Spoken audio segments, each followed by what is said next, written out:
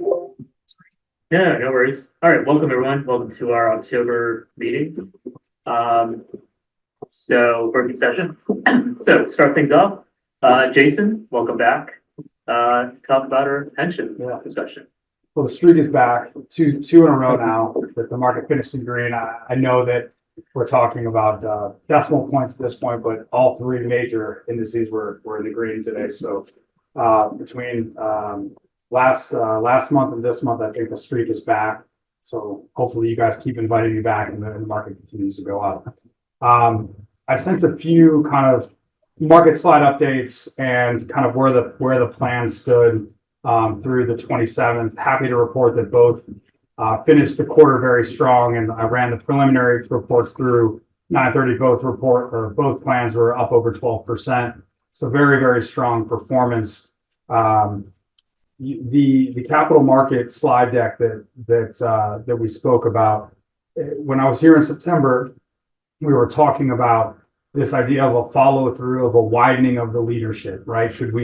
Were we going, excuse me, would we be able to see something, excuse me, else other than, these mega cap tech stocks really move the market, right? And so I was here, I believe it was September 4th. And if you go one, I guess it would be page 3. Perfect. So thank you. My theme of my second quarter letter was talk to me after the All-Star break, which is what a lot of people, when you root for a baseball team and they get off to a really good start and most people intend them to flame out, a lot of people will say, kind of talk to me after the All-Star break. And we felt like the third quarter was going to be the pivotal talk to me after the All-Star break moment for markets.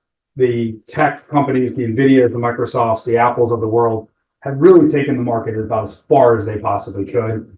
And you needed to see things kind of widen out. And where we ended up finishing the third quarter was, the S&P had a really strong quarter. It was up 5.5%. It was the worst performing of the major equity indexes. Small caps outperformed large caps. Mid caps outperformed large caps. International outperformed. Publicly listed real estate, which everybody had left for dead, was up 16% in the quarter. And I think the most interesting thing was, if you look at the iShares US Core Aggregate Bond ETF, I think if I would have offered all of you I think we're at our session in June, if I'd have told you that US Treasuries would outperform the S&P 500 in the third quarter, I think you guys might have questioned your judgment in letting me manage money for you all. So this was a quarter where we really saw really good follow through and where diversification is really beneficial to investors. And two critical things happened in the markets after we met in September. The first was the U.S. Federal Reserve announced a 50 basis point interest rate cut. So they took the Fed funds rate from 5.25 to 5.5 to around 4.75 to 5, right? That's the guidance that they were given. That was certainly something that really moved markets in the right direction. Then China came out last week with an incredibly large stimulus package that not only reinforced their banks, but also created some incentives for stock market ownership. And so really saw the kind of the follow through on the international side. Which was, I think was good to see, because I think we had talked about concentration risk and where we were worried. So the Federal Reserve being on a path to cut interest rates was something you felt pretty confident about, that the worst of, I would say, kind of the worst of the probabilities was kind of taken off the table, which is kind of double dip inflation like we got in the 70s. So if you looked at the 70s, and I just helped my youngest daughter who's in kindergarten do M's. So if you were helping my Claire Bear do an M, that is roughly what inflation looked like in the 70s. It went up, it came back down. We flew the banner a little bit early. It went back up, and then it took Ronald Reagan and Paul Volcker doing some pretty aggressive things in terms of interest rate policy to get it to come back down to make the final downstroke on the M. So we really felt like we're moving in the right direction. And then I think the The economy still remains good. We had a good, reasonably good jobs number that came out today. 143,000 jobs were created. And that was a little bit better than consensus. But, and kind of here's the but, the path to future interest rate cuts here is kind of a little bit more cloudy now that what happened unfortunately with Hurricane Helene and the devastation that they brought to the southeastern United States. When you combine that with the longshoreman strike that was announced earlier this week, that has the potential to really cause like an upward movement in inflationary pressure in the system and could potentially derail what the Fed had kind of put out from the perspective of interest rates. You've seen some volatility to start October. Before you kind of read too much into that, September and October are historically the two weakest months of the year. So it's a volatile kind of weaker month to begin with. But when you add the uncertainty around when people are going to get like basic power back, and you can combine the fact that where you would go to bring people the supplies are kind of along those ports that are now for the most part closed, it creates some uncertainty. So I would expect and brace for some volatility in October. I don't think it's going to be material, at least right now, but it's certainly something you have to be aware of. So that I think was the one shock that we had. But overall, pleased with where the performance of the plans are kind of working. We talked about kind of adding to some of these asset classes that maybe were underloved, underowned. We're starting to see material follow through. They've actually held up better in October. Emerging market stocks have been positive every single day this week. So kind of Monday, Tuesday, Wednesday, when the market was volatile, emerging market stocks have been up. But I think there's a little bit more uncertainty moving forward. So I want to give you guys a lot of time to kind of ask questions, given that there's some things moving around in the market. But that's the high level summary. I'll open it up for questions. How hard could this hit us? I mean, you think if this thing goes on, because from everything I've been hearing, it looks like it's going to be a standoff for a considerable length of time. Yeah, I mean, so I think that if what you'll see is that the container ships will get rerouted to different ports. So in a lot of cases, to the extent that they can fit through the canal, they'll go through the Panama Canal. If not, they'll have to take they'll take either the long way around South America, or they'll get rerouted and go from come into the Long Beach Pier, which is not currently under strike. So I think that they certainly have the ability to cause some economic pressure. Now, a lot of the things like what goods come into it. So in some cases, a lot of cars come in there, and really that's one thing where I don't think a lot of dealers are going to be crying a whole lot, given that there's actually a lot of cars on lots. So I think that actually, what is truly coming in. But if you like bananas, stock up on them, or kind of that's one of the. They don't even last so long. Yeah, they don't. I know they don't last. You're sticking the phrase that might last a little bit longer, but that's like one of the. So it's kind of like a specific thing, like what comes into these ports, cars and bananas, like that. That's kind of the. It won't be. It's not going to be as easy as saying, okay, it's going to be X amount of hit to GDP, because a lot of times these strikes, I think if it goes less than a week, 10 days, it'll hurt. But I think we can recover from it. You start to get long in the tooth strikes where it's 2, 3, 4 weeks. That has the potential to create a negative impact. And the things that do get in is more expensive. Yeah, it definitely has the ability to create some inflationary pressure. I think that's the reason that Chairman Powell came out and said, we cut 50. We thought that was the right thing to do. We're not on a preset course. So I think that those comments today were meant to say, I think if you were thinking we were definitely going to get 2 more 25 basis point cuts, and we are going to get 1%, 1% move in rates this year, we're gonna wait and see. But I do think that, there are other ways to get things into this country. It will, could be a little bit more expensive. Things will have to get rerouted, but this isn't the first time that the longshoremen have gone on strike. So there are contingencies that companies do have in place. As it relates to the portfolio, I think this is the reason that you stay diversified and you're not chasing anything. And I think both portfolios have, about a third of the portfolio in fixed income, which, has the ability to be the ballast during these difficult times. So, I'm not really worried from the portfolio perspective over the long term. I am, however, worried about getting people the supplies they need in the Southeast. Maybe that's the top concern. Market held up fairly well today. Yeah, I think that because they're looking through. I mean, Nike reported, and you saw some like mixed signals. And I think that the big earnings, the big banks will start to report next week.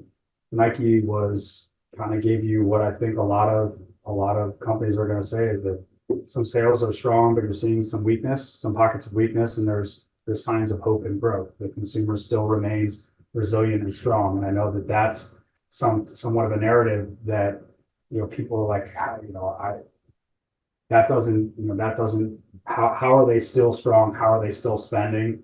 And I think that's been the kind of, if you're we have to go into a recession, you're kind of more bearish on the economy. I think what Nike told you today was the consumer's still there. And they're still it's more of a problem with their brand and kind of how they need to position their brand. But on the things that on the parts of their offerings that people really like, they're selling a lot of it. And that's where I think if the consumer remains strong and balance sheets remain good, and people are more optimistic about the economy. I think that's another thing that people, if you were bearish on the economy, you see a movement in the market.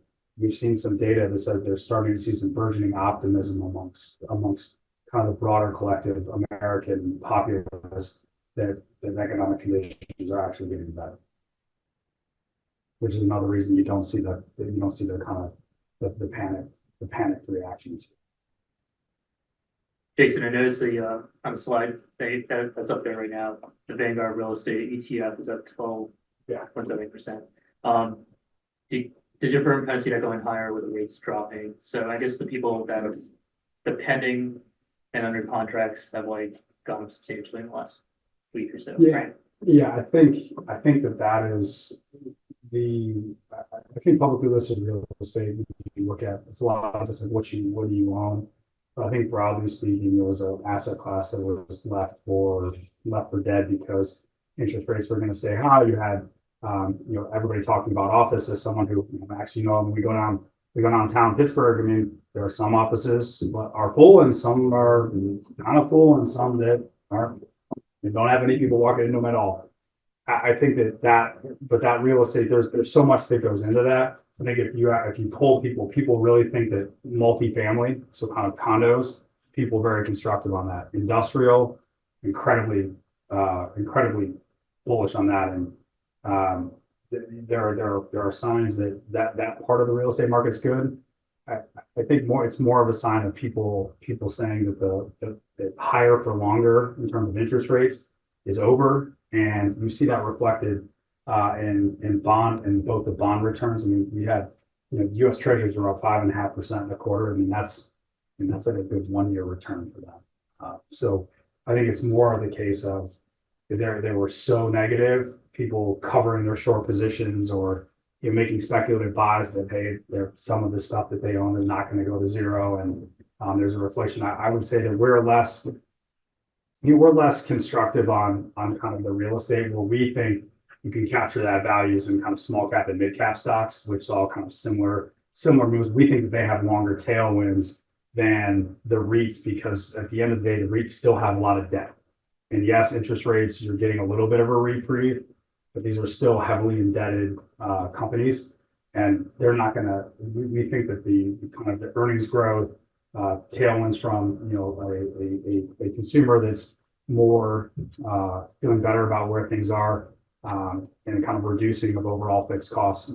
We like small mid caps, of which you will find REITs. Like, for instance, in our small cap our small cap value manager has about 5% of the portfolio in REITs. So we're capturing some. Any questions, anyone? Jason, thank you for coming. Every time you come, it's a green day, so. Yeah, it's a good day. The last See you thing, next month. the last thing, yes, the last thing I will lead you to is that, typically during election years, Yeah. if October, yeah, I'm gonna like knock over the super clunky stuff. I'll do that in February. This goes back to 1961. So it's, I say the chairman of the Fed is greater than the presidential race. We get questions about this all the time. They're kind of the right questions to ask. But what we saw in September and what we saw in the third quarter in general with markets moving was not because of, Donald Trump was beating Joe Biden in the debate, and then Joe Biden dropped out, and then Kamala Harris, took his place like that. That wasn't what was moving markets. What moved the markets were the Federal Reserve was signaling that they were going to cut interest rates. And that's where, here's a chart.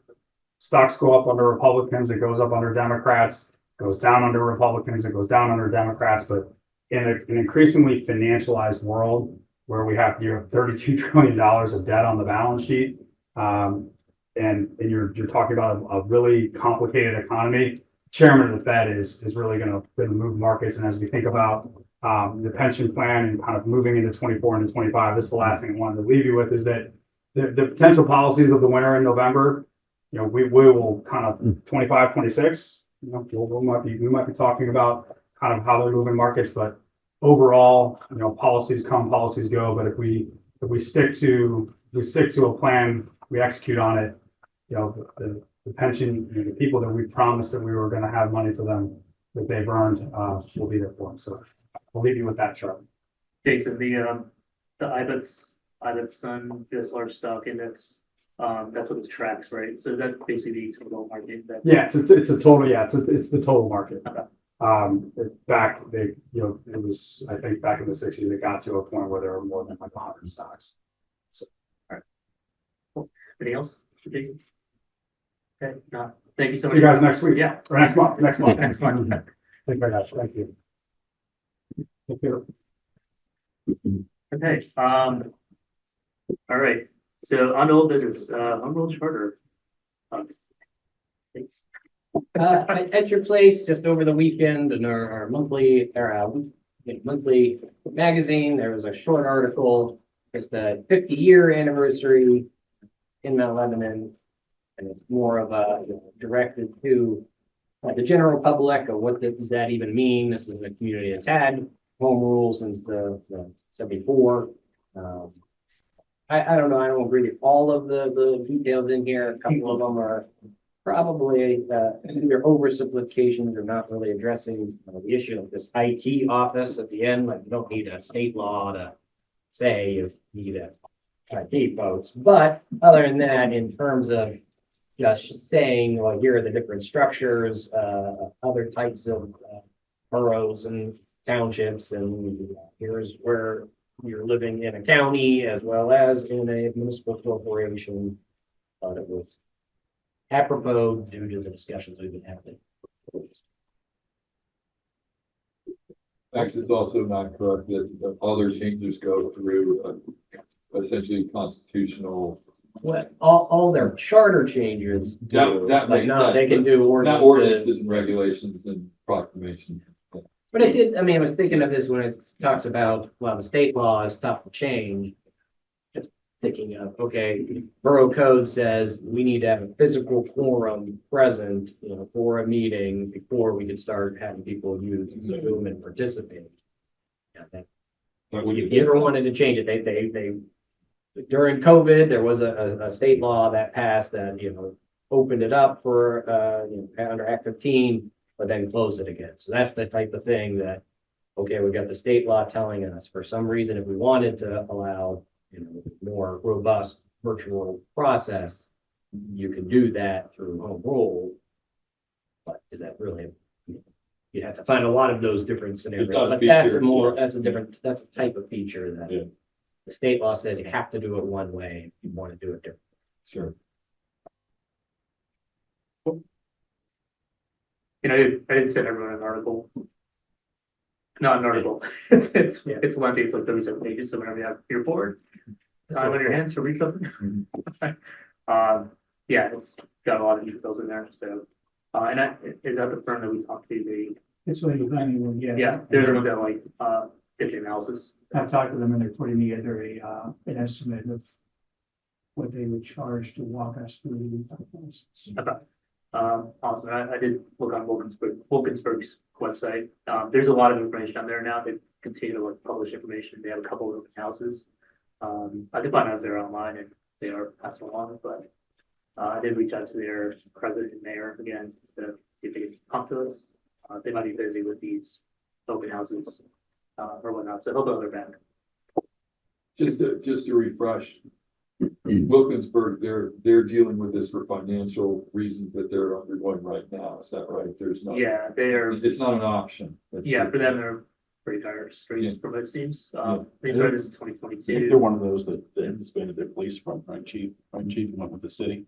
Yes, yeah, Any coverage. yeah, fire. District. We're gonna merge it. They got budget problems. Yeah, and also their mayor is gonna have like a different role when they read the charter. That's one of the bullet points I read. It's basically gonna be a full-time position, so the way that they are organizing the entire borough, it's administratively is changing. Yep, so it's. Does anybody else have anything to use? It's on here. Okay, we're caught up. Yeah. Cool. On a new business, October 16th agenda. Yes, I- I yield the floor. Sorry, I just wanted to let everybody know, I wasn't here unexpectedly last week, so Donna did a great job putting the packet together for me, but some of you, I know, noticed that the minutes that were included were not finished minutes. Those were my notes from the meeting. So I will be finishing the minutes and you will have them before the regular meeting. No one knows my Friday afternoon. I do something with that. Or get Ryan's, thank you. Yes, that's right. That's like routine. Yes. Thanks.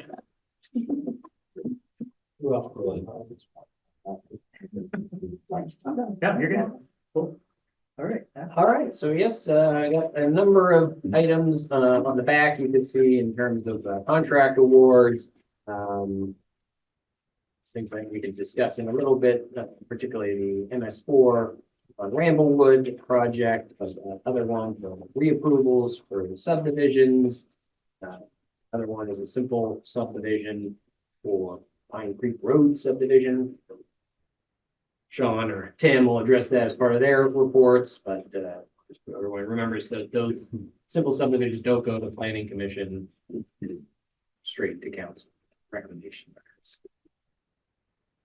Other than that, I guess in terms of the land use committee meeting and the report, we will add a motion to introduce the zoning ordinance amendment that changes the table as discussed in the land use committee meeting. And that will put it in process for enactment, submit it to planning commission, Allegheny County Economic Development, and schedule a public hearing for December.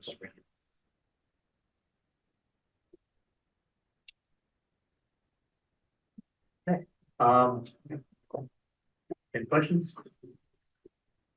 All right, if not, let's see, reports from staff, for engineer, and that's actually a question. You have my written report. We have one item for executive session. Scott? Oh, yeah, my report was a little on the skimpy side this, but that's just, yeah, there's been a lot of budget, work. So that's been the, well, in addition to the day-to-day. Plan is to get that to you guys, like we work with all the initiatives and the operating items, early next week, middle of next week, in preparation for the October 12th meeting.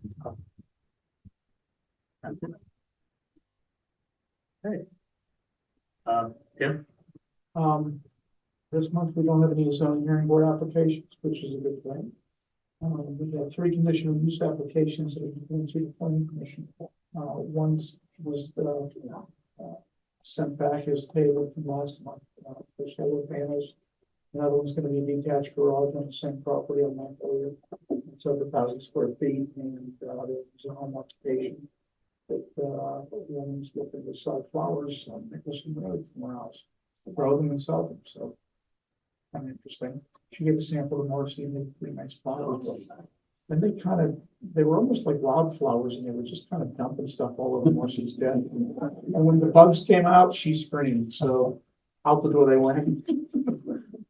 The solar panel sounds like a couple of the neighbors on in favor. Well, too bad, because it's permitted. I mean, really, and what he's probably gonna do is he's probably gonna end up building this building, which they're gonna scream louder about. And they'll put him on the roof of that, but he's gonna have two options. I mean, you know, you can put solar panels, we've made provisions for that. He's meeting all the criteria. It's not too high.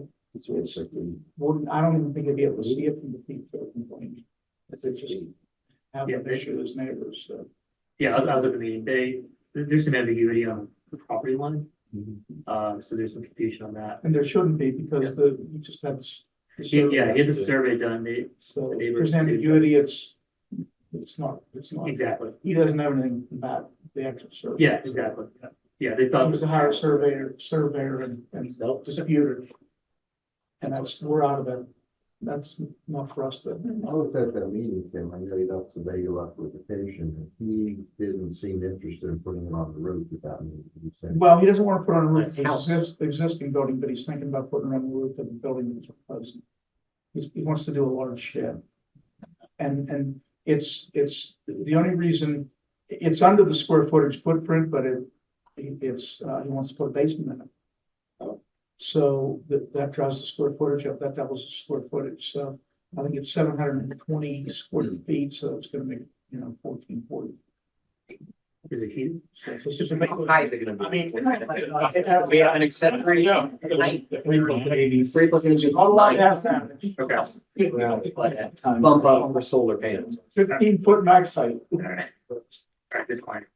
Okay, cool. So we are having planning commission meeting. Sounds like it. Okay. And we're gonna be, I guess, talking about some other things there too. Yes. Okay, So that'll be good. sounds good. Yes, we'll get it in time. So, You have my report. We're winding down on sports seasons. Overall, until this week, we were dealing with the dryness of fields. That's about the worst that we've had out of these seasons. So we'll wind everything up pretty much by the end of October and we'll get into event season for us. That's all I have.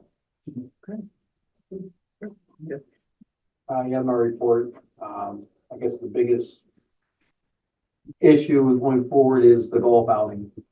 I did get the other day back our contract, and the rates have been raised.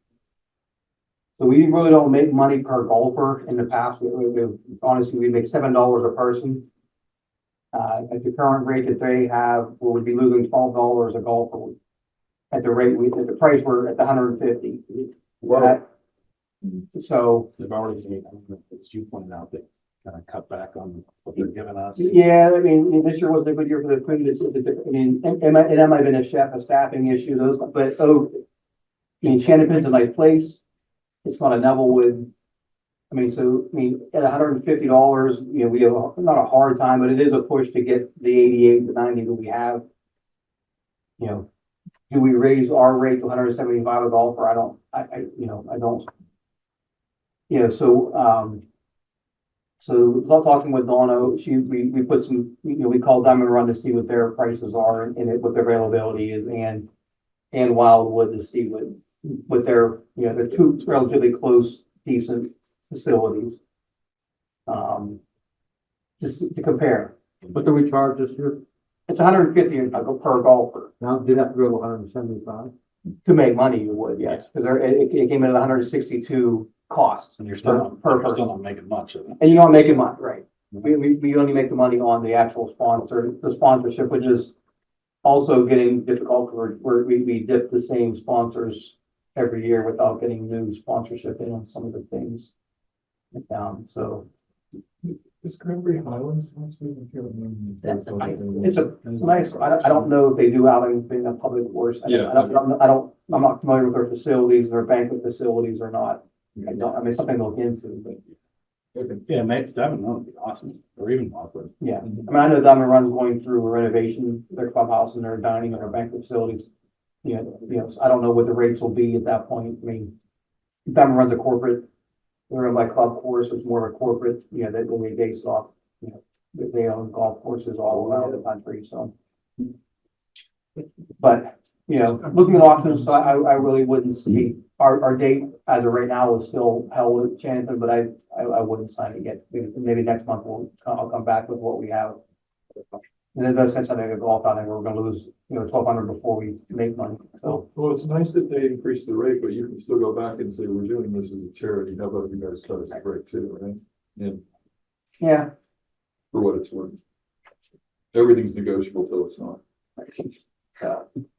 yeah, so we'll look at our options on the golf outing. You're gonna rebid the clubhouse stuff next year. Yeah, I think with the time left we have this year, we'll have to put it into next year's budget, between the time and the weather. So it wouldn't work, so. The guys are working on the clubhouse, I mean, they actually have the new counter's done. We're waiting for the new counter top, we're gonna do like an epoxy pour, so with the countertop and the display case is all really done. So when that stuff comes in, hopefully later this week, we'll have that done, so next week or two, we'll at least have that done. The golf course, we are closed next Wednesday because we'll be aerifying the greens. So it'll be a closed, just one day closed and back open the next. And, like Zach said, the parks, I mean, last week we couldn't mow and this week I can't keep up, so. Yeah. That's kind of where we're at there. Thanks. Welcome back. Thank you. Sorry, I missed the month meeting last month, but handful of updates, actually progress since we published our memo last week. Focus on those updates. Fire alarm bid. Only thing that changed there is we had some discussion with staff prior to publishing this. We moved the bid date up to November 4th. Try to get numbers earlier. We'll have them before the workshop meeting next month. And the region start will have a little bit more time knowing what the number is as you guys work through the budget. So rebid of what we bid earlier in the year, but opening is scheduled for the 4th rather than the 12th, as shown on the memo. Acorn Park's moving along, a little bit of slowdown early in the week here because of the rain. Muddy mess up there, but they're about halfway through the storm sewer work, making good progress on the rain garden. We do have progress meeting with the contractor tomorrow morning. But except for weather, they've been there pretty consistently for closing on a month there, so progress moving along there. Last year's curb and gutter program, Gary noticed a couple areas that needed repaired, some spalling of the curb. As part of the maintenance bond, Columbo's back to fix those. They prepped them along Royal Oak. The end of last week, rain again delayed them. They're supposed to be back tomorrow at 4 and fix the stuff. Again, that was maintenance bond stuff, so no additional payment. That was theirs to fix. And driven by Deerfield, they've been making progress there. Phase 2A is paved. So the road exists there. That first cul-de-sac on the right as you come in off of Nicholson. A little bit more storm sewer work to do in the areas outside of the roadway, but they've made some progress there, and hopefully we'll see going permits there. You mentioned Deerfield, I think it was in his report, but I heard from a couple of residents, there was a big pile of topsoil or something up there that was causing water running into that plane. Yeah, we haven't. They've done a lot internally, gave us a whole background there, so I think the developer to see if there's anything else can be done on site to at least rule out that it's not a Deerfield issue work it is. Thanks. Yeah, just to kind of highlight a couple things from the report. Good news, Matterhorn is finished. We just have to now wait for the 70% cover to close out the permit for that. So that's good news there. We did get the MS4 final report in on Monday. So we'll wait to hear back from DEP regarding that. We will be starting the Penvest funding application here in the near future. The deadline is the end of October. So we're going to try and get that in for the Ramblewood project now that we have bids in. And then Montgomery improvements, those bids are going to be open on the 17th. And then the only other item to talk about was Ramblewood, so I'm not sure if you want me to go on there or just wait. Yeah, might as well. Yeah. Okay. Great, so the bid opening was yesterday. We received 3 bids. The bids ranged from 692,693 to 899,000. At this moment, the initial indications are that we'll recommend TA Ward, which is the lowest bidder, at 672. But we want to finish up our evaluation to make sure that there aren't any errors of calculations or anything like that. But like I said, initial indications are that we'll recommend TA Ward. Realistically, we're looking at a spring start date. Correct, yeah. We had four contractors pick up bid packages and 3 did. Correct, yeah. There is one instance where we may push a little bit, and that is if we get unfavorable responses from the DEP. But other than that, yeah, we're shooting for the students of weather grants. That's it. Thanks. Chief? You have my report. I think I would only add that we're currently doing a speed study on Branchville Road. We're on day 7 of that. I'd like to do a 10 or 12 day period. So I'll have those results for you. I can either email them or I'll have them for you next month. Whatever you like. Yeah, sounds good. Alright. You know, it's good. Thank you. Okay. We don't stop. Go, right? Do we need to keep anyone? We've got a ticket for driving the Borough. We do not. We'll get to that. We'll get to that. Okay. Stand above. Yeah, so does anybody need to stay? And nobody needs. Okay. Good news. Sounds good. Sure, I mean, it was early. Thanks Could for you help us listening. with this chart some more? I think. Read. Let's talk about Alex invasion. Read. Want me to say for the, take it? Yeah, we'll do that. Okay, sorry. Yes. Okay, so let's go into the ticket issued for Borough mower thing. I have to take it right here. We were doing the state a favor, mowing the grass along, Rochester Road. Was that? Yes, it was a Rochester Road. Yeah. With our boom mower, which doesn't have a license. The state trooper happened to be driving by a motorcycle and gave us a ticket. $237.44. We believe that if we plead not guilty and Chief Leach appears on our behalf and explains that we've taken care of that issue because we do not have a license, they will waive the fine. So we intend to plead not guilty. Yes. See what happens from there. You ever hear the analogy of an officer who would write their own mom a ticket?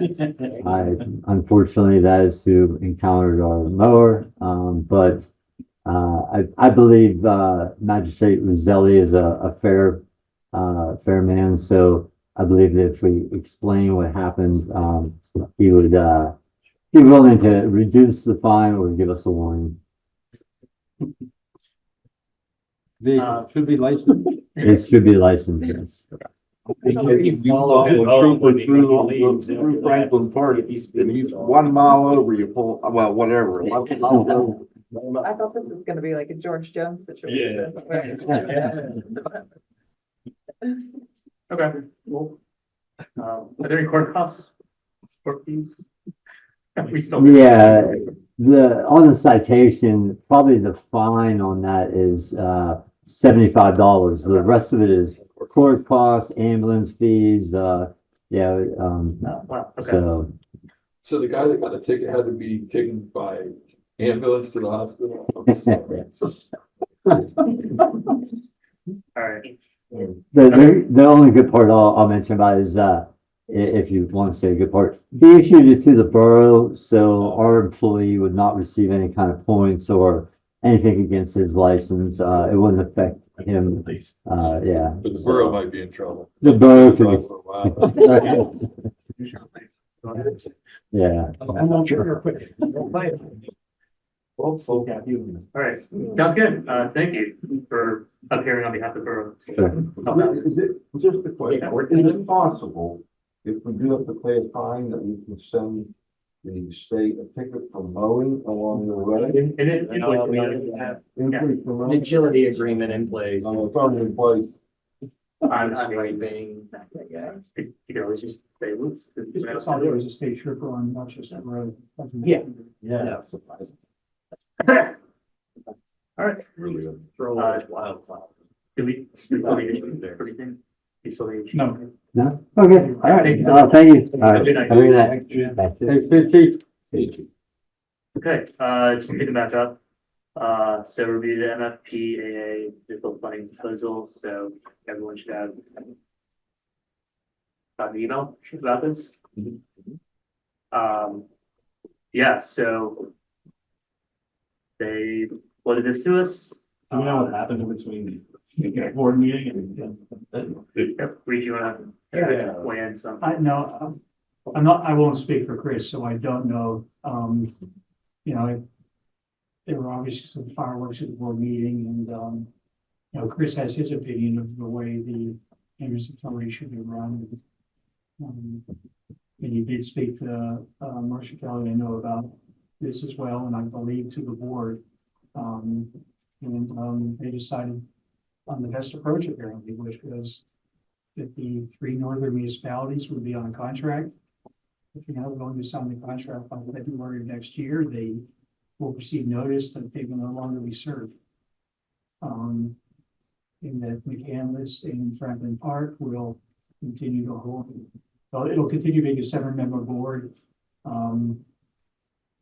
Whether McCandless wants to give up some of their seats to the other 3 municipalities is up to them, but we don't have to.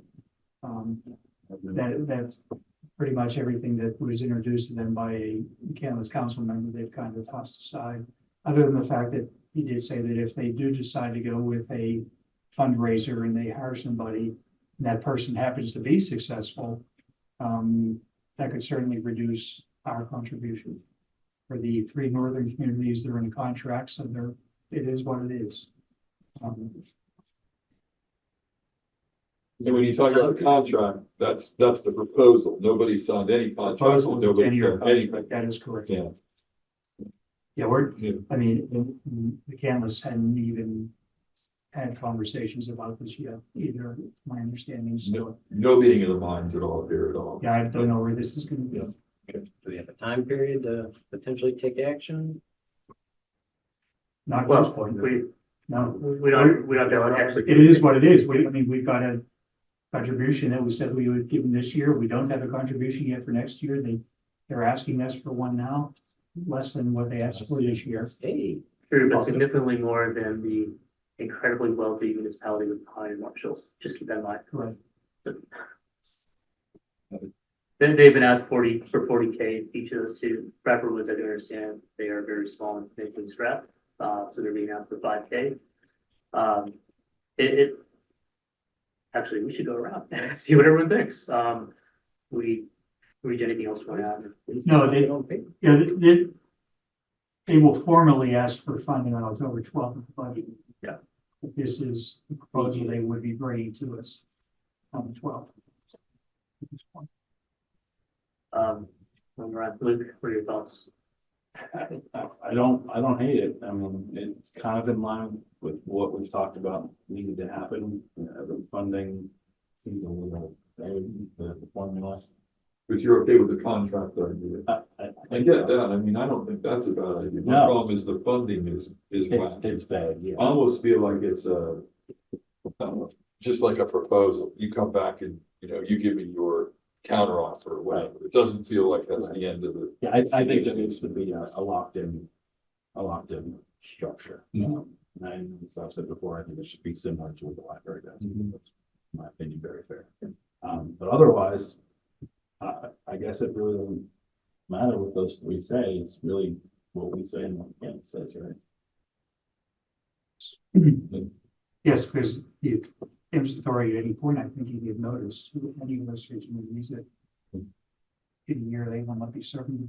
Mhm. It doesn't change.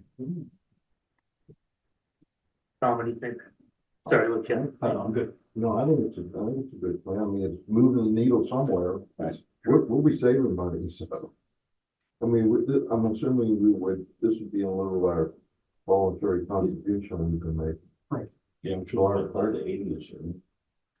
We've only paid 23.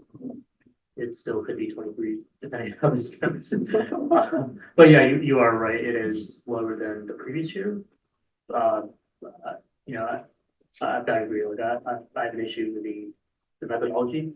So maybe we can pop up how we can look at that. But Yeah, and something so that we know for the Yeah. future.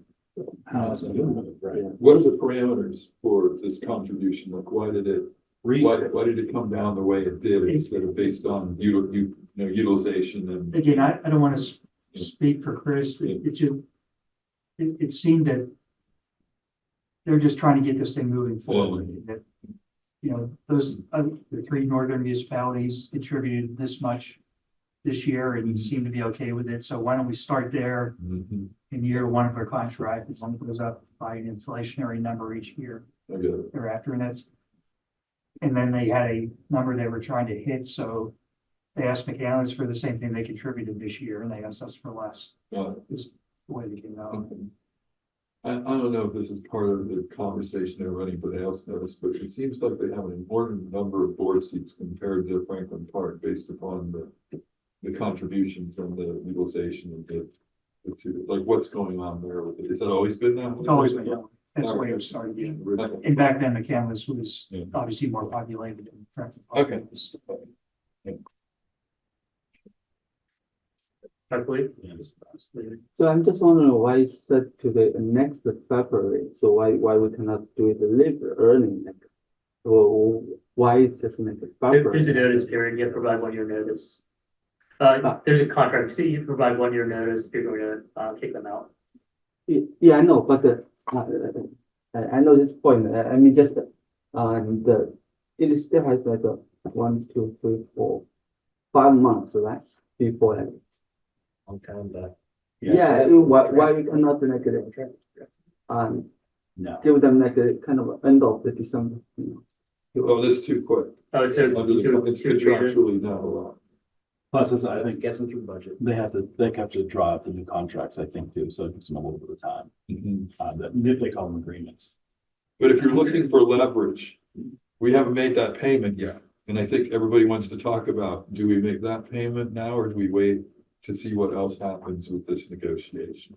Yeah, February is the first Yeah. time that the authority can actually, make action as in you not agree to this. Therefore, we are giving you notice that we will not serve you at the end of the period. Yeah. Because what I'm thinking is, that, you know, and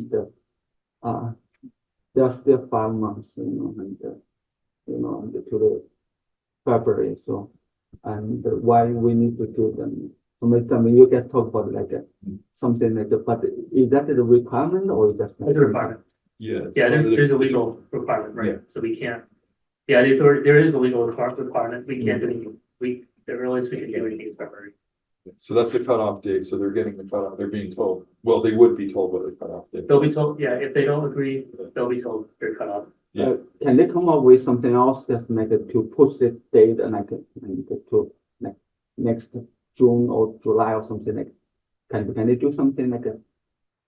The authority can come up with an extension if they wanted, but the problem, from what I've observed at the board meetings, is the authority cannot plan long-term unless they have long-term agreements in place. And they're not willing to. I know, I'm more about those three, like, you know, and the community and the northern community, and Yeah. they may just come up with something like to push the date like later or something. They just don't want to sign the contract. Yeah, yeah. Or just they still want to use the kind of like free service. They just try, okay, yeah, I have this plan and yeah, I don't want to sign the contract and let's negotiate or something. Can they do that?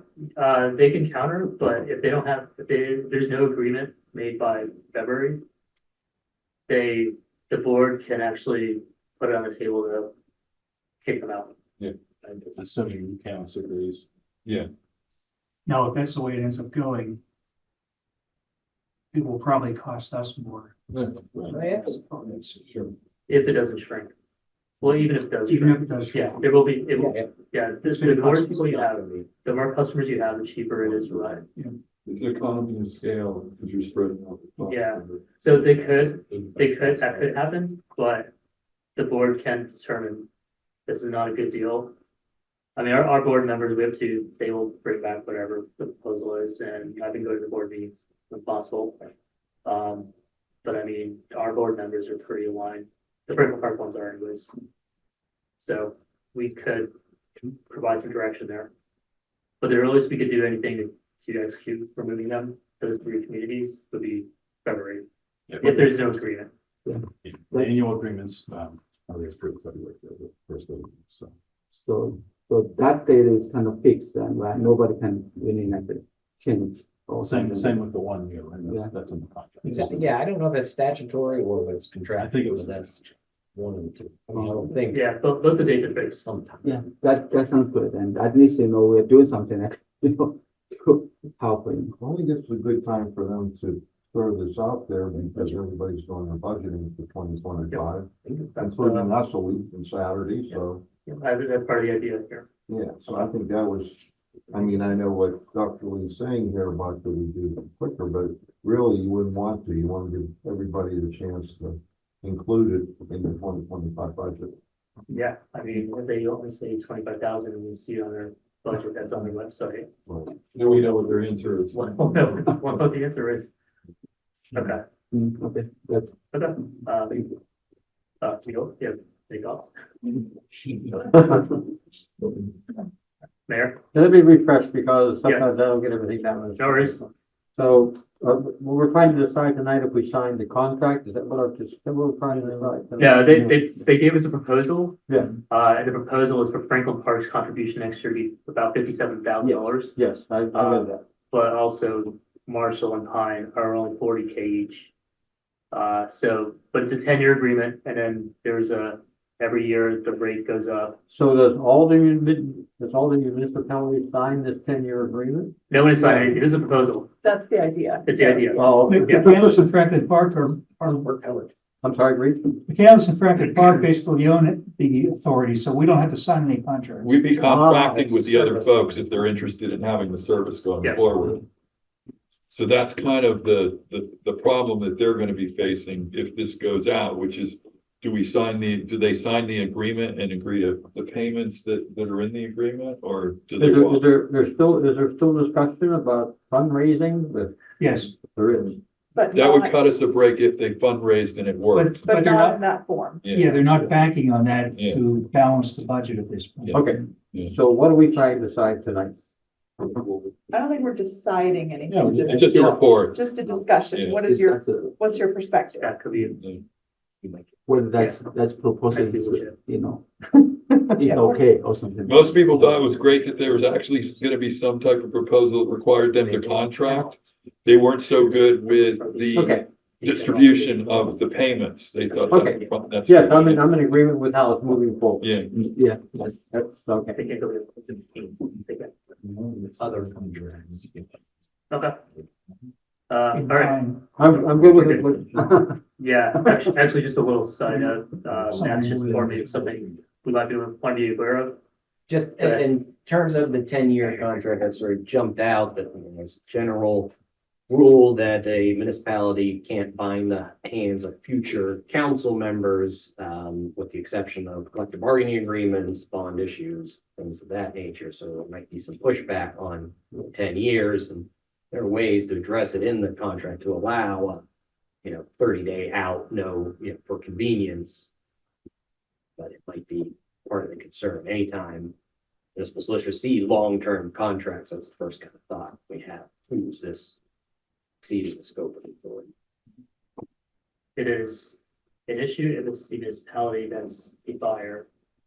But if the municipality is the leaser, the term is leasing land, I don't, for the YMCA, look at 99 year lease. Right. But that's not. but it's the other way around. Probably. Yeah, it's,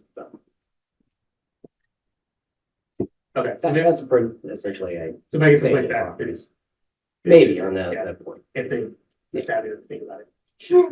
Yeah. So Okay. that put us in, is this like where we need to bid it out if we're spending? I No, know it's a different situation, but not just necessarily, but it's just a concern, and it's a lot of times in lame duck sessions, like the lame duck council votes to approve an employment agreement. Yeah. With the chief of police is one sort of case. Well, you didn't have, you're going out, you're in lame duck status, and you're extending, you're binding the hands of a future like policy decision that the next elected official board should. And it gets complicated in terms of turnover, essentially 4 years.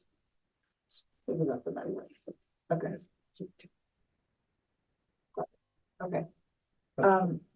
Yeah, Laura, any thoughts? Well, I had issued my email, I didn't realize this email had come in and you guys mentioned it, and so I just looked in it. I updated, and then it came through. So I'm just now kind of looking at this. My first thought would be if the other three don't sign on, does this change the terms for us? Are we interested in looking at different terms? Obviously, the dollar amount would change. But would we want to think about some different terms if it's just us and McCandless? Or us and McCandless and one more? Again, that's not something we have to go through tonight, but that might be something to think about. Do we want this to look different if that's the case?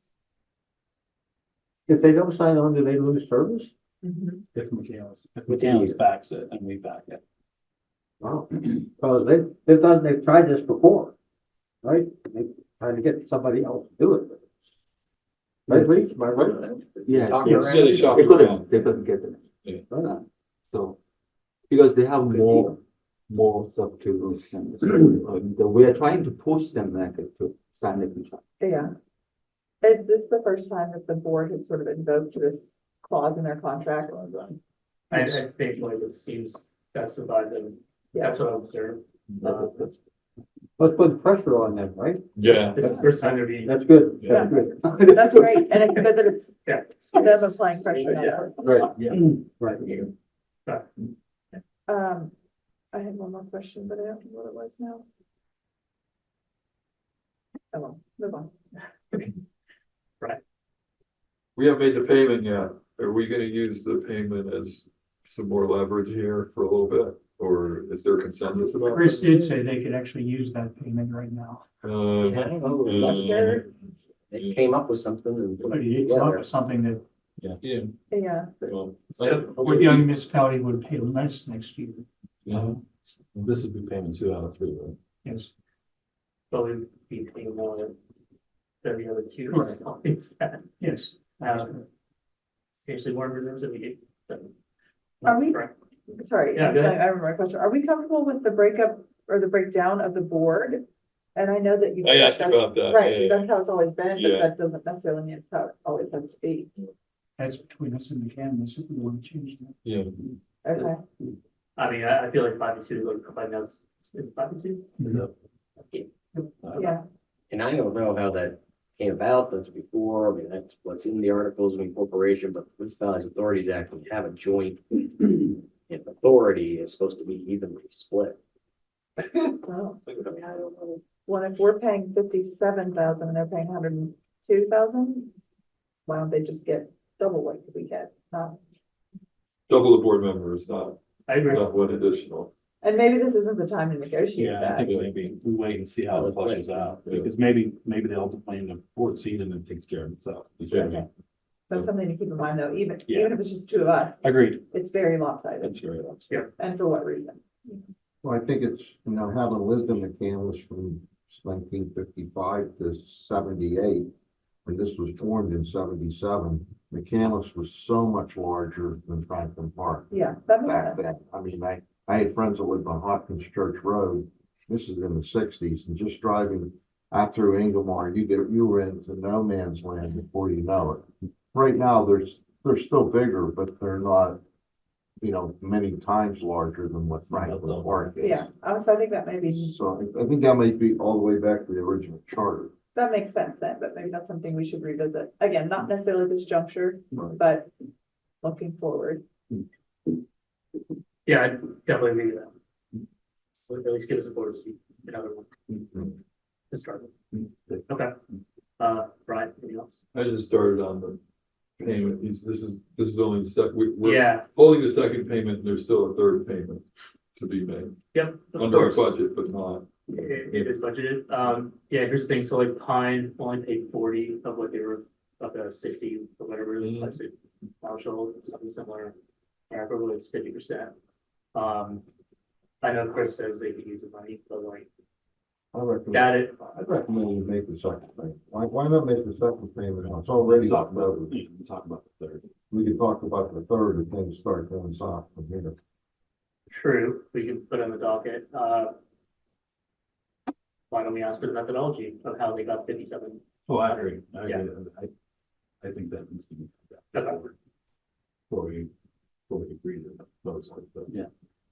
I think so. The proposal for next year is if this all goes the way it's supposed to go, that we be paying 57. Said 57, which I'm not. How much have we paid so far?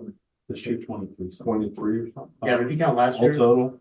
Brand Oh, new. the 69. Yeah, I know, but hundreds, so we paid 23 this year, and the next payment is what? 23. Yeah, we paid a third. You only paid. We still haven't gotten to 57. But we I'm just agreed thinking out loud. for 3 installments this year. We've only paid 1 and we're already in Well- October. Well, we agreed amongst ourselves. Yeah, no, We were like, this is what we're doing. I see. In the past, we paid it all in like, May. Like one. We decided this year to break it up into 3 to put pressure on it. Okay. So you total Like is this. 69, right? In total. Something like that. Oh, it's 20 something. I don't remember the exact. I think the total was 72 or something like that. for the- Yeah. 72. 72, 73. I wouldn't have a problem with making the second payment. Right, I mean, 24, whatever it is. Yeah, I understand we want to put pressure on them, but I also want to show them that we made the committed. commitment. Okay. We're gonna continue to we support. appreciate this step. Yeah, this is a This big is good. step. Is the board, do we have buy-in from the board from this? Or That's what it sounds just like. Chris? From our board members are aligned. But I mean, the entire board, or do we not? I cannot speak to any council board I members. believe we do. Okay, they Certainly were, from the board president, we do. Marshall. So, yeah. okay. So I assume that's the whole board. So really, the only thing we need to tweak is how the contribution is being calculated. We need to go back Let's and nail it say, down. The number's not bad, but Not bad. let's nail down the. yeah, so that going forward, we understand why we're doing Right, what we're Northland, doing. it's very, it's cut and I mean, dry. it needs to be very transparent, like, how did you come up with this? Absolutely, I because mean, then next year, when they give us another number, well, why? Well, Yeah. they proposed 57 for next year, which is much less than we're paying this year. Why are we getting such an awesome deal? Is it just? I mean, they told me that it's because partially because of what we've already paid in. The rates partially because we have a facility in Franklin County. Paid in Yeah, over, but that- over 20 years or paid in this year? Yeah, but the physical assets should have no material. I agree. If anything, this is helping Marshall. Yeah. Fine, because now you're getting it closer. Also, McCandless, that building has had improvements as well, so it's not a very good excuse. Yeah. I think if we just get the methodology and how they come up with this, Yeah.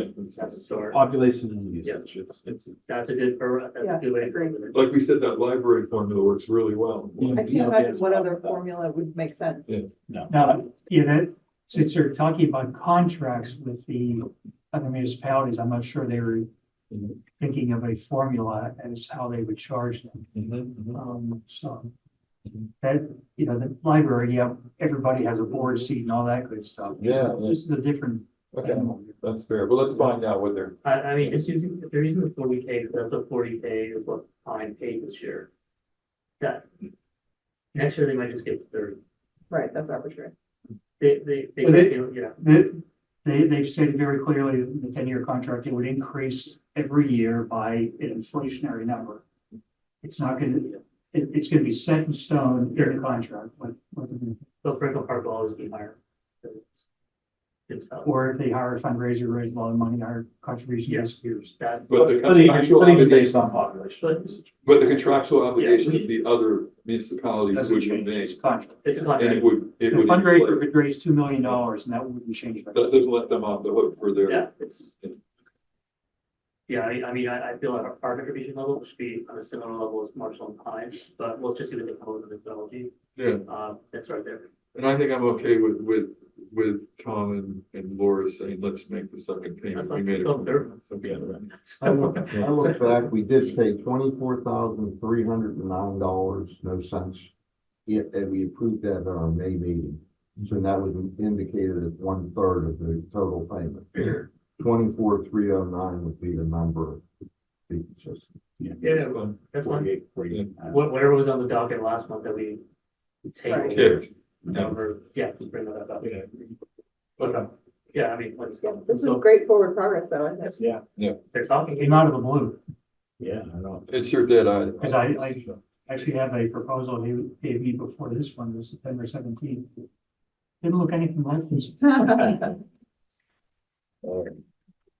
Somebody's working behind the scenes.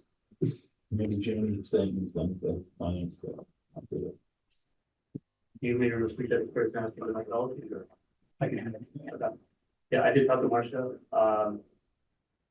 spent quite a bit of time with the builder about this topic, and from her perspective, McCandless is ready to put it on the table to exclude municipalities if they are not willing to sign contracts. So that is what she is thinking that they will do for board members. Our board members will definitely do that, so there's support for this. We just need to know how the numbers work. So Exactly. it sounds like we've got like this framework, which we're good with. We just need to know how these numbers. And I told her, I was like, look, we need the methodology, we're not on board with this, but without how you came up with 57, 40, 45. So, yeah, if you wanna, really, Chris, you're looking forward to the methodology before the October 12th meeting. Yeah, thanks. Okay, anything else on this? We have a new sign, by the way, in case you're wondering. Pretty nice.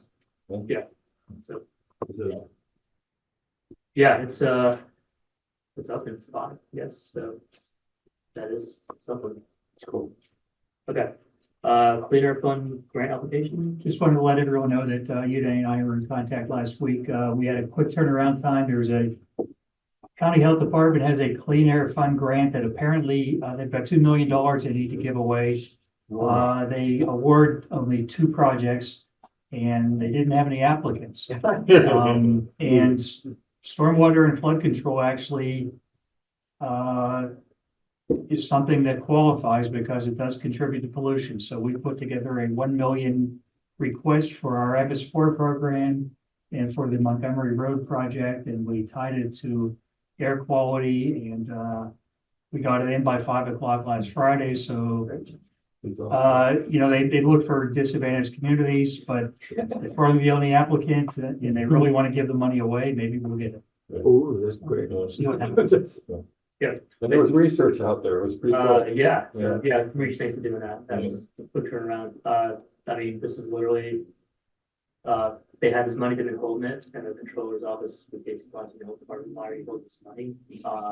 And so NPR read a story, and make you read it, and then called the grant administrator on Mondays, and it was like, the only one municipality since Thursday's news story has contact us for not getting it. It's a very simple form, so as long as you tie the air quality and make it sound very, you know, persuasive, you have a very good chance. With the MS4 program, we already had quantities of pollutants we were removing from the Yeah. streams and all that good stuff, so we could toss all that out there. It'd be a thoughtful. It's a good- Does that require any type of resolution by council or? Is there a, is there like a, that, There was no resolution form requirement. It was a very simple grant, but we could ratify it by resolution if we wanted to. I mean, usually if there is something that like, No, it there, says the borough council like voted on this, so that's just submit the application, No, there not was a ratification. nothing like It's that. just a form. Yeah, and actually there was a typo on the application itself that I sent, things that you could ask for up to 1 billion. hey, But I understand, I went 1 million. I think I'm saying is it's a little bit on the rough version of grant application process. It definitely, Yeah. It's all money from US Steel and the clerk works, I think they'd be. yeah, just with it. that's what it is. Yeah, Sounds good. yeah, hopefully hit it. All right, digital sign advertising rates? Just want to let you know that since we have a digital sign, we think we should be increasing the advertising rate. I don't have enough information to give you tonight. Donna had done some research. It's actually hard to find any municipalities that allow advertising other than nonprofits on their signs. Most of them use it only for municipal business. So we're gonna keep looking around and also put together some numbers for you and how much this actually generates every year. So we can give you a good recommendation, but we do think the rate should go up. So, Everybody doesn't do that advertising. They have the They, big old. they do it for nonprofit. Yeah, We do it for- Include nonprofits, We do it right? for. yeah, we do. We don't We want do to it get. for into that. profits. Yes. Okay, yeah, So what, I should have something hopefully in 2 weeks for you that, so we can get that rate changed on November. Sure. November's when all the fees and all that stuff is like, for the resolution. It would generally effective January 1st. So at this point in time, we'd probably make this effective January 1st as well. The fees get more changes. Yeah, I don't know if they did it in December or January.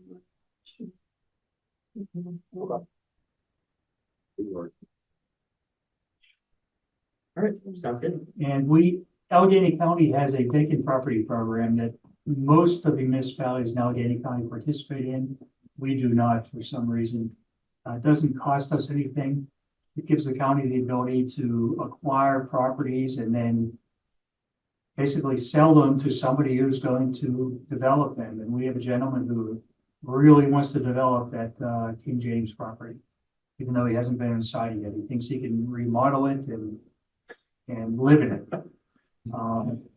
So I haven't gotten all the details yet from the county, but he wants to do it before winter, and it takes 4 months to get through the county once they've identified a property. He's got to come up with a clear plan of exactly what he's going to do.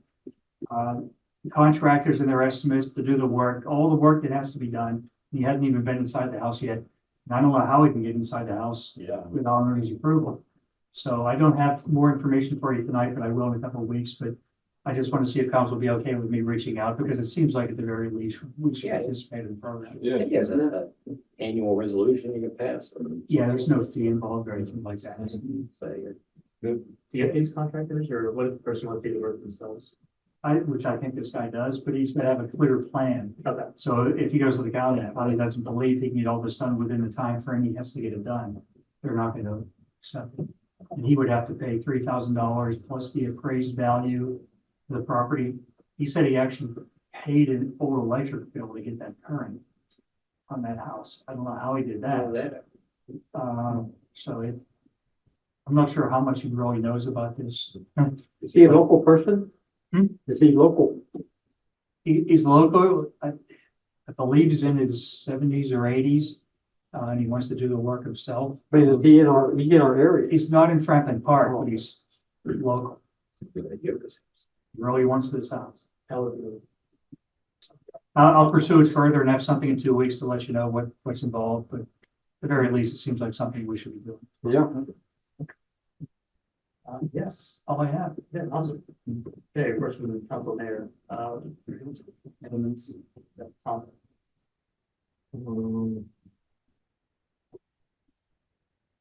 I guess I don't have anything this evening. Natalie? No. Jill? Mayor? I do, I have one thing, and Regie and I have actually been working together on this in the last couple of days. We've talked about this over the last couple of years, I think.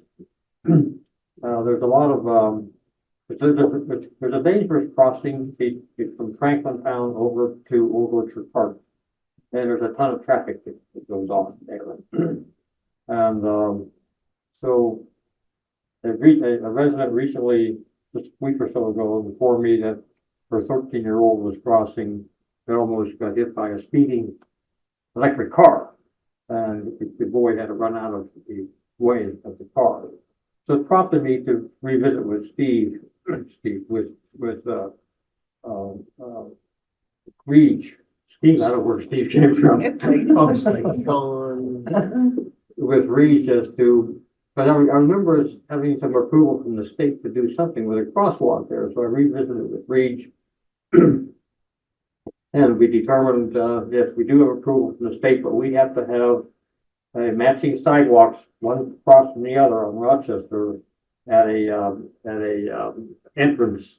So like Ben Franklin Drive would be a place where we would have matching sidewalks and we could get some help. So I pursued with that. And, Reed and I both met with, Bob and Beth Gregory, whose property would be involved, and we tried to extend the sidewalk down across from Ben Franklin, entrance. And they, we had a nice conversation with them today, and, why don't you take it, Reed, from there as to some of the things that they're asking for? Sure. Oh, first, PennDOT has said that, they would permit a crosswalk, but it does, again, it has to be at an intersection. Our sidewalk at Old Orchard ends at the end of our property line, which is in the middle of the lot across the street. So we would have to extend it all the way down to the driveway of the house just below, Old Orchard Park on Rochester Road. And then it could cut directly across and hit the sidewalk on Ben Franklin. We'd have to extend the sidewalk on Ben Franklin a little bit too, so that it comes to Rochester Road. PennDOT would permit a crosswalk there. They also would permit signage, something like park entrance ahead, that kind of thing. We talked to the property owner. They're willing to do this. They asked if we might be able to get the sidewalk a little closer to Rochester Road on their property. On our property, we have it set back quite a ways. I'm sure for safety reasons. And it looks like we could get it closer to Rochester Road, if PennDOT's okay with it. They recently had Westview Water do a new hookup for their water, so we would have to steer clear of that. So it would be pretty close to Rochester Road, but we could run a sidewalk along there and then cut across with a crosswalk. So the next step for us would be reaching out to PennDOT again, meeting with them at the site and talking about what we want to do and making sure they're comfortable with it. And then we could do the work ourselves to install the sidewalk. We would have to have an agreement with the Gregories that we maintain the sidewalk, even though it's on their property. It's in the right of way, but it'd be on their property, rather than them having to maintain it in the winter. They would be free of any liability. They would be free of any liability. Yeah. If something would fall. And also We would take the sidewalk on the Franklin Town side, Ben Franklin Drive, that has to be extended a little bit. Yeah, right now it turns onto Ben Franklin. We would have to straighten it out so that it comes all the way to Rochester Road, so people would come directly across. Yeah. And that's a pretty small section. That's like 5 feet of sidewalk or something. That's not big at all. Right. So that's that's what's on the table, and, I think it's important before we have somebody really get hurt there. So there'll be some cost involved, so thanks to the council's okay with putting some money into this. Good, but it won't be a thing. Yeah, I think we pretty much used it. We burned it up. Yeah, New development. the next step would be for me to meet with PennDOT and discuss it with them, and if they're good with it, then come back to council with a cost estimate. Okay. And specifics about the project. Okay. So that's all I had. Thank you. Yeah, I wanted to ask, like, do we have to have sidewalks that are concrete, the typical concrete slabs or whatever? Marshall, I don't know if you know, like, is it not trees, whatever it is? Yeah, we've just started having that conversation. Where it is concrete now, you would want to continue with concrete potentially because of possibility of settling, because the Summer Fields folks are asking for us to do a concrete sidewalk up to their asphalt driveway and then just let it be asphalt for people to walk across and then feed it into the other side of the asphalt. We said, nah, that really isn't appropriate. If we wanted to tear out our concrete sidewalk and make it asphalt, we can do that. We have a pretty nice concrete sidewalk in Orange right now that isn't in need of maintenance, so I think we want to extend it. Okay, yeah, that's fine. I was just curious, like, from a cost perspective, long term. Yeah, I think when we're looking at active transportation, the potential for sidewalks in areas that don't have them yet, we may want to look at asphalt trails instead. Yeah. But it wouldn't be appropriate at this. Okay. We have one of those that, the kennel. Right, at the kennel. Yeah, on Western Bend Road. It's way outside of the right of way. It's more of a trail. Okay. There's an asphalt. Yeah, It's more of a trail. the asphalt, I guess it's, I don't know if it's asphalt rock, whatever it is, but, I mean, it is literally like in front of the Marshall, that park at Marshall. And I can't tell, it's definitely not like a paved thing, but it looks like it's not. impervious, impervious, whatever the one that looks waterproof. Permeable. Pervious, yeah. So, yeah, I didn't know if that was an option for us. Not here, but I Yeah. think when we're looking at, installing sidewalks potentially where they don't exist now, or again, for active transportation purposes, I think we ought to look at. Yeah. Something other than concrete for them. Okay. And then PennDOT was not willing to budge on the, If I could just say one more thing to, Yeah. what I observed there from just living there and seeing it happen. There's traffic there's back and forth from Franklin Town over to Old Orchard. And if some women have baby carriages with two babies, and then they got the kids, and they got the dogs following. It's just a really, hazardous, it's just, I just feel we need to, before something happens, or we just need to make it safe as we can. Can we put like a flashing Yeah, castle pedestrian. sign there? I think, Traffic calming. yeah, I think PennDOT is willing to have us do something that flashes as they understand coming around that blind curve. It Mhm. really is a hazard. So, yeah, I think they'll work with us on that. That'd be good. Are the residents going to be opposed to a flashing light in front of their house? Just your road, maybe. What do you think, Dennis? Flashing lights. Maybe could Actually, time those and kill them when the they flashing light would be down around the bend where it's not directly in There's front nothing of the down house there. anyway. It's There's nothing down kind of there. a steep hill. The house is up on the hill, so. And by flashing lights, you're just talking about key lights around the sign, like a stop sign that has a Yeah, sign. is that what you're? Doesn't give off a whole lot of light. yeah, I guess I didn't have a specific light in mind, but PennDOT would basically tell us what. Would you have to have two?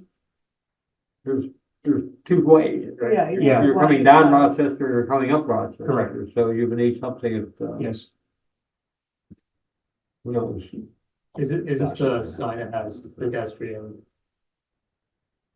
Like, stop or yield or, PennDOT has a few different kinds of signs that Okay, that they okay. use. It could be something as simple as park entrance, slow park entrance, or something like that. will the lights only flash if someone pushes the button though? Or do they go? Oh, you mean at the crosswalk itself Yeah. have that? Yeah, We'll have to talk to PennDOT to see what they'll allow. okay. That's interesting. Yeah, lights because don't it go- only flashes when someone's pushing the button. Yeah, I'm not, I was thinking more along signs a little ways away from the intersection, warning cars as they're coming. Gotcha. So I was we'll have to looking see at what the PennDOT would crosswalk permit for us. itself, Okay, all right, so we have options, potentially. Yeah. yeah, no, that's a good idea. But thanks for your support. Get my grants for this. So. We'll find them. In the airport. Yeah, so one more time. When people give off too much carbon dioxide. So, Laura, No, I don't have anything. Brian? just a quick recap of our Yeah. land use committee meeting, really quick.